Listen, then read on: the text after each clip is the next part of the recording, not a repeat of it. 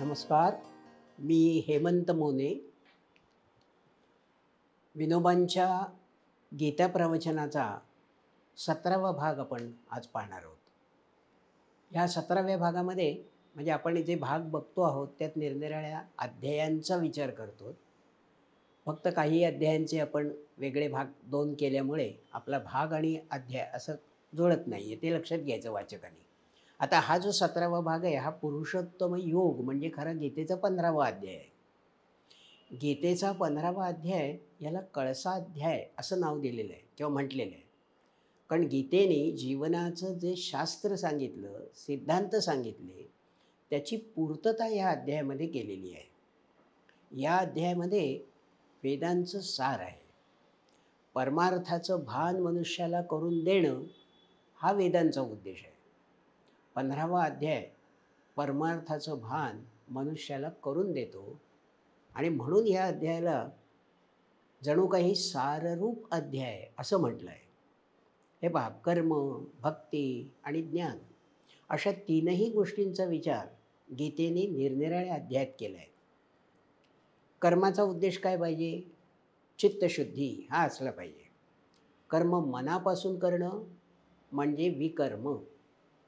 कर्माला अर्थातच विकर्माची जोड मिळाली म्हणजे त्याचं काय होतं? अकर्म होतं. कर्म प्रकृतीच्या तंत्राने होत असतं.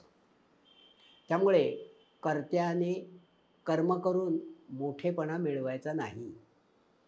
कर्म केल्यासारखं न वाटणं, व्यावहारिक फळाची इच्छा न करणं म्हणजेच अकर्म.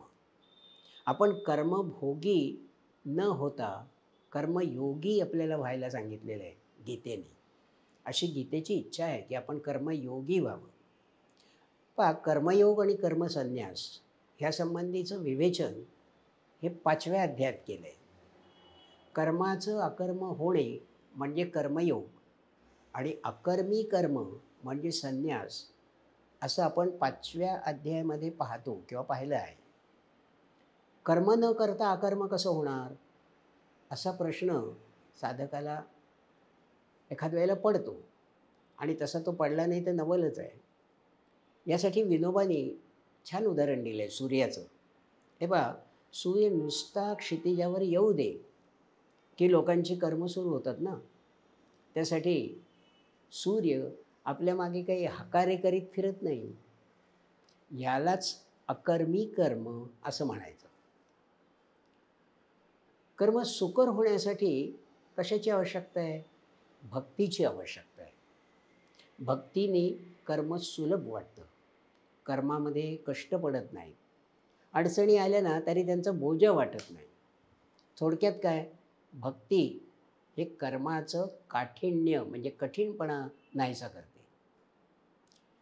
आपण उदाहरण घेऊ. हे बघा, होडी असते, होडीच्या खाली पाणी असतं. त्यामुळे होडी आपल्याला चालवणं सोपं जातं. होडी आपण जमिनीवर चालवत नाही ना. आपल्या प्रयत्नांना सुकर करणं भक्तीमुळे शक्य होतं. म्हणजे कर्ममार्गात भक्ती हे पाण्यासारखं काम करते असं म्हणूया. जे होडीखालचं पाणी काम करतं ते भक्ती करते इथे. कर्माच्या आनंदापुढे कर्म केलं असा अहंकार आपल्या मनाला शिवत नाही. कर्म आणि भक्ती यांना ज्ञानाची जोड मात्र अवश्य मिळाली पाहिजे. जीवनातील सारी कर्म या 3 गोष्टींवर उभी असली पाहिजे. बघा, शिक्षक विद्यार्थ्यांना शिकवतो तेव्हा त्याला ज्ञान असणं आवश्यक आहे. तो जे बीज पेरेल तसंच उगवेल ना. पेरावे ते उगवते. ज्ञानदान करीत असताना एक पवित्र कार्य म्हणून त्याकडे बघितलं पाहिजे आणि तसं बघितलं म्हणजे अध्यापनाचा, शिकवण्याचा कंटाळा येणार नाही. आणि काय होईल? ज्ञानग्रहण करणाऱ्या शिष्यांच्या चेहऱ्यावर सुद्धा आनंद दिसला म्हणजे शिक्षकाला हुरूप येईल. हे केव्हा होईल? जेव्हा शिष्याविषयी, विद्यार्थ्यांविषयी प्रेम असेल तेव्हा ना. जिव्हाळा असेल, प्रेम असेल तेव्हाच शिक्षक ज्ञानदानाचं पवित्र कार्य करू शकेल. प्रेमात दुसऱ्याकडून कसलीही अपेक्षा नसली तर त्या प्रेमाचं भक्तीत रूपांतर होईल. म्हणजे काय? की अशा तऱ्हेने कर्म, भक्ती, ज्ञान यांचा वेगळा विचार केला तर एक लक्षात येईल की ह्या तिन्ही तत्वांचा समन्वय आपल्याला कार्यसिद्धीस नेईल, आपलं कार्य होईल. आता आत्मज्ञानाची आवश्यकता आपल्याला सांगितली आहे 15व्या अध्यायामध्ये अर्थातच. आणि या अध्यायामध्ये काय आहे की ईशसृष्टी आणि मानवाने आपल्या कर्माने किंवा कल्पनेने बनवलेल्या जीवसृष्टीची चर्चा केली आहे. म्हणजे ईशसृष्टी आणि जीवसृष्टी. जीवसृष्टीला वृक्षाची उपमा दिली आहे. हे पहा, त्याचं मूळ वर आहे आणि वासनारूपी फांद्या या खाली आहेत. ईश्वराच्या प्राप्तीसाठी ही जीवसृष्टी अडथळा ठरते. जीवसृष्टी हा काल्पनिक वासना वृक्ष आहे. भोगमय हा वृक्ष कापल्याशिवाय, हा जो भोगमय वृक्ष आहे काल्पनिक असला तरी, त्यामुळे त्याच्याशिवाय ईश्वरसृष्टीचं दर्शन होणार नाही. आणि ईशसृष्टीचं दर्शन झाल्याखेरीज जीवसृष्टीचा या रजोतमाने ज्याच्या फांद्या पोसलेल्या आहेत त्या वृक्षाचा नाश होणार नाही. ईशसृष्टीचं दर्शन होण्यासाठी आपण स्वप्नातून जागं होणं आवश्यक आहे. आपण स्वप्नातून या मायेमुळे आपल्याला सत्य भासतं आहे. स्वप्नातल्या गोष्टी खोट्या आहेत खरं म्हणजे, वास्तवात नाहीत, खोट्या असतात. हे केव्हा कळेल? तो मनुष्य स्वप्नातून जागा होईल तेव्हाच कळेल ना. तोपर्यंत तो खरंच मानत असतो. कल्पना वृक्ष आहे ज्याला आपण म्हणतो, तो कापला म्हणजे मग आत्मज्ञान होईल. त्यासाठी शंकराचार्य, रामानुजाचार्य यासारख्या आचार्यांनी आपल्याला काय सांगितलं आहे ते पहा. त्यासाठी एक उदाहरण घेऊ. उदाहरण काय आहे? अगदी सोपं आहे, आपल्याला नेहमीच्या परिचयाचं आहे. हे पहा, कोपऱ्यात पडलेल्या दोरीला एक मनुष्य साप समजतो. त्यामुळे तो पुढे जाण्याची हिंमतच करीत नाही, पण त्याला वाटतं साप आहे. परंतु त्याच्या हातात काठी दिली ना की तो पुढे जायला धादावतो. आणि मग काय होतं? जवळ जातो, तो काय साप नसून दोरी आहे हे त्याला दिसतं. पण त्या काठीमुळे तो पुढे जाण्याचा धीर आला त्याला. त्याचं अज्ञान आणि भय हे दूर होतं. त्यामुळे गीतेने आणि गीतेचं तत्त्वज्ञान आचरणामध्ये आणणाऱ्या आचार्यांनी आपल्या हाती वैराग्याची कुऱ्हाड दिली आहे. आपल्या हाती म्हणजे साधकाच्या हातामध्ये वैराग्याची कुऱ्हाड दिली आहे.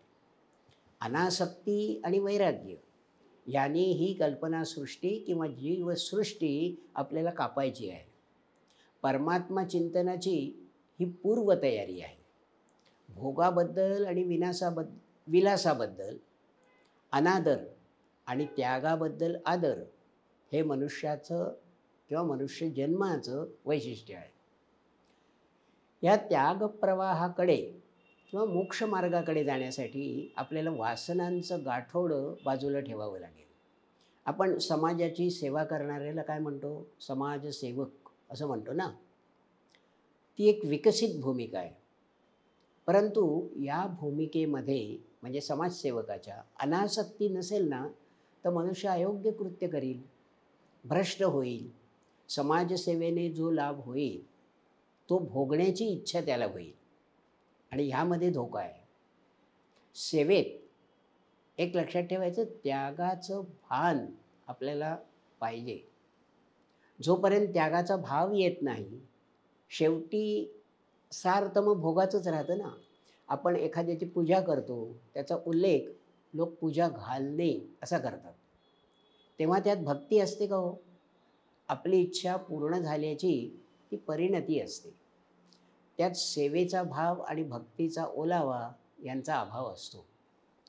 म्हणजे ती एक प्रासंगिक गोष्ट असते, करण्याची गोष्ट असते. आता कसं आहे, गीता काय म्हणते? सेवक, सेव्य आणि सेवेची साधनं या तिन्ही ना गीता अधिक उंचीवर नेऊ इच्छिते, तिघांनाही. म्हणून या अध्यायाला पुरुषोत्तम योग असं नाव दिलं आहे किंवा म्हटलं आहे. पुरुषेषु उत्तमः म्हणजे पुरुषोत्तम, म्हणजे उत्तम पुरुषाखेरीज आणखी पुरुष असले पाहिजेत. या अध्यायात 3 पुरुष सांगितले आहेत. कसे? आपल्या भोवती असलेली अक्षरं म्हणजे बदलणारी सृष्टी हा एक पुरुष, शरीरात वावरणारा जीव हा दुसरा पुरुष, आणि सर्वव्यापी, सर्वसाक्षी, सर्वस्पर्शी असा परमात्मा हा तिसरा उत्तम पुरुष. मी ज्यांची सेवा करीत आहे ते भगवत स्वरूप आहेत. नित्य बदलणारी साधनं म्हणजे पूजेची साधनं आणि मी स्वतःही त्या पुरुषोत्तमाचा अंश आहे. म्हणजे काय? म्हणजे सेवकही ईश्वर स्वरूपच झाला. द्वैत नाहीसच झालं दोघांमधलं. सारं काही चैतन्यमय झालं. सारं अद्वैतमय आहे अशी आपल्याला प्रचिती यायला पाहिजे किंवा येईल. अशा तऱ्हेने गीतेने 3 भूमिका मांडल्या आहेत. 7व्या अध्यायात गीता म्हणते सर्व काही जड माना. 13व्या अध्यायात जड आणि चैतन्य अशा दोन्हीचा विचार झाला आहे. आणि 15व्यामध्ये सर्व काही चैतन्यमय मानलं आहे. या तीनही भूमिका ज्या आहेत त्या त्या पातळीवर माणसाला वावरायचं आहे. सर्व काही जड मानल्याने काय होईल? आपल्यातला अहंकार नष्ट होईल. शिक्षकाच्या भूमिकेत जड आणि चैतन्याचा विचार निश्चित आपल्याला करावा लागेल. आपण काय भिंतीला शिकवणार? उन्नत भूमिकेत हे सर्व जग परमेश्वरानं व्यापलं आहे. ईशावास्यम इदम सर्वम हा जो उपनिषदाचा संदेश आहे ना, तो आपल्याला कृतीत आणावा लागेल, नाही का? धन्यवाद.